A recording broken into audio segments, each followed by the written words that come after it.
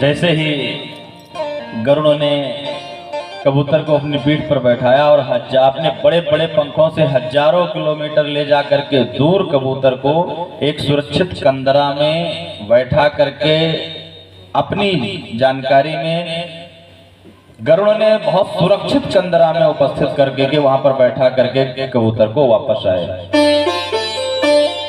हजारों किलोमीटर दूर जहां पर यमराज की नजर भी ना पहुंच पाए, लौट करके गरुड़ फिर उसी स्थान पर वापस आ गए जहां पर वो देवताओं की सभा चल रही थी। सभा समाप्त हुई, सभी देवता बाहर निकल रहे हैं, अपने अपने वाहन को इशारा कर रहे हैं और वहां से चले जा रहे हैं। लेकिन जब यमराज मृत्यु के देवता बाहर आते हैं तो मृत्यु के देवता बाहर आते ही सबसे पहले अपने वाहन को नहीं देख रहे हैं, उस कबूतर को देख रहे हैं कि वो कबूतर कहाँ गया। कबूतर को जैसे चकर मकर चारों ओर इधर उधर देख रहे हैं, तब तक गरुड़ ने प्रश्न कर दिया, महाराज क्या ढूंढ रहे हैं आप? गरुड़ श्रीमन नारायण प्रभु के वाहन है तो किसी से भी बोल सकते हैं, किसी से भी बात कर सकते हैं, भाई पावर में है, नारायण के वाहन है, नारायण की सेवा में है। यमराज से जैसे ही गरुड़ ने प्रश्न किया तो यमराज ने कहा, गरुड़ यहाँ पर एक कबूतर बैठा था, कहाँ चला गया भाई?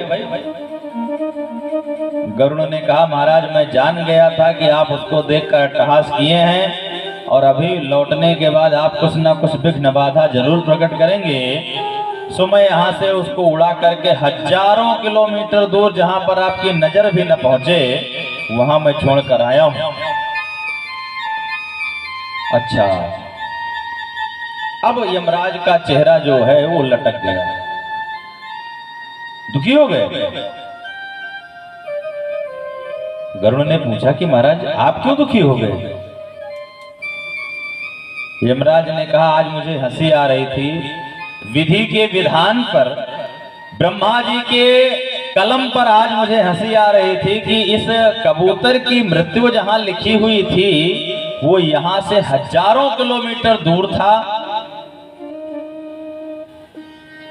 एक नहीं, दो नहीं, ये महीनों उड़ता तो वहां पहुंच पाता जहां पर इसकी मृत्यु लिखी हुई है, और आज ही कुछ घंटों में इसको मरना तय है।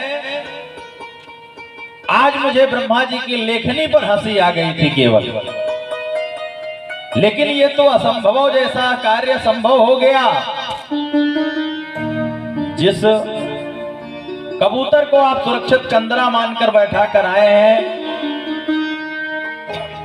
वो कबूतर वहां सुरक्षित नहीं है। गरुड़ ने कहा, मैं मान ही नहीं सकता महाराज। यमराज ने कहा कि होनी बहुत बलवती हुई, मुझे ब्रह्मा जी के विधान पर हंसी आ रही थी और आज तुमने ब्रह्मा जी का विधान ही पलट दिया। आज मुझे लग रहा था कि ब्रह्मा जी का विधान जो है उसमें गलती हो जाएगी, इस कबूतर को मृत्युदान मिल जाएगा, ये अमर हो जाएगा, लेकिन तुमने तो सहायक बन गए तुम उसमें जाकर। गरुड़ ने नहीं माना, फिर वहीं पर वो उड़कर भागकर पहुंचा जहां पर वो कबूतर को सुरक्षित छोड़कर आया था। वहां पर जैसे ही पहुंचा वहां पर वो तुरंत एक अजगर को उलटते पलटते देखा, जिसको वो कंदरा मानकर बैठा कर आया था वो अजगर का मुख ही था, स्वयं गरुड़ अपने हाथों से उस मुख में छोड़कर आया था। गरुड़ फिर वापस भागा आया, यमराज से कहा, महाराज मुझसे अपराध हो गया, त्रियक योनि होने के, त्रियक यानी पक्षी योनि में होने के नाते मेरे अंदर ज्ञान नहीं था, विवेक नहीं था। मैं आपकी हंसी को भी समझा कि उसके ऊपर आप नाराज हैं। मैं स्वयं मृत्यु का ग्रास बनाकर आया हूं कबूतर को। यमराज ने कहा कि इसमें पछताने से कुछ नहीं होने वाला महाराज, ये होनी बलवती थी। आज मैं ब्रह्मा जी से जाकर पूछता कि आपकी लेखनी गड़बड़ा गई, लेकिन तुम उसमें सहायक बन गए और कबूतर बेमौत मारा गया।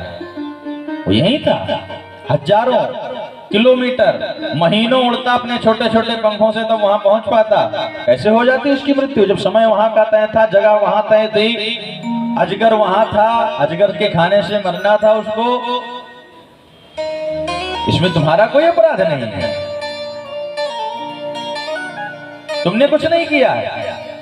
तो मैं ये कह रहा था कि होनी बड़ी बलवती है, होकर ही रहती है, हुई प्रमाण देखा आपने।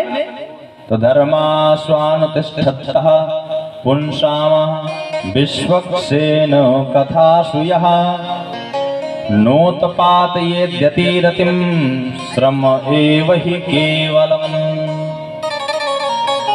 हम धार्मिक अनुष्ठान भी करते हैं, उसमें भी मोह की भावना हमारे अंदर होती है। हम ये चाहते हैं कि हम जो धार्मिक अनुष्ठान करते हैं उसमें भी हमें कुछ ना कुछ प्राप्ति हो जावे।